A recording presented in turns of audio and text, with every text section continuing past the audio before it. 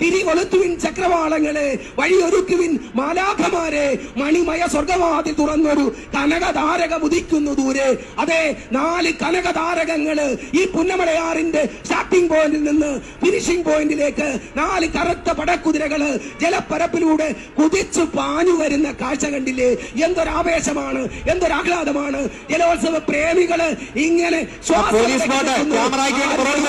നടുഭാഗം ജയിക്കുമോ, കാരിച്ചാൽ ജയിക്കുമോ, വീപുരം ജയിക്കുമോ, നിരണം ജയിക്കുമോ, പള്ളാത്തുരുത്തി ബോർഡ് കപ്പ് ജയിക്കുമോ, കുമരകം ടൗൺ ബോർഡ് കപ്പ് ജയിക്കുമോ, അതോ വില്ലേജ് ബോർഡ് കപ്പ് കൈനഗരി ജയിക്കുമോ, നിരണം ബോർഡ് കപ്പ് ജയിക്കുമോ?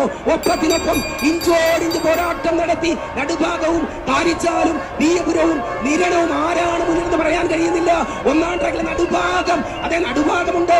2ാം ട്രാക്കിലെ കാരിച്ചാല്, ഒപ്പത്തിനൊപ്പം 3ാം ട്രാക്കിലെ വീപുരം, ഒപ്പത്തിനൊപ്പം 4ാം ട്രാക്കിലെ നിരണം. അയ്യോ, ഇതെന്തൊരു മത്സരമാണ്! ആരാണ് നോക്കി നിൽക്കാത്തത്? എന്തൊരു അഴകാണ്! അമ്മയെ സുന്ദരമായ വർണ്ണപ്രപഞ്ചം സൃഷ്ടിച്ചുകൊണ്ട് കടന്നു വരുന്നു ഓവർ ട്രോളി എതിരേറ്റ്.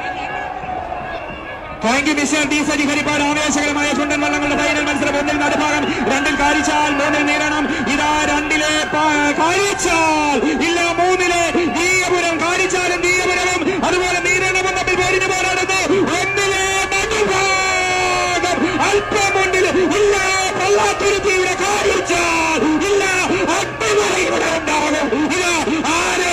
1ലെ നടുഭാഗം, ഇല്ല 2ലെ കാരിച്ചാൽ, 3ലെ വീയപുരം, 4ലെ നിരണം. ആരാണ് ഇവിടെ വിജയിക്കുക? ഇതാ വീയപുരം, വീയപുരം, ഇല്ല കാരിച്ചാലും വീയപുരവും നടുഭാഗവും നിരണവും കടന്നു പോകുന്ന മനോഹരമായ ദൃശ്യം. ആരാണ് ജയിച്ചത് എന്ന്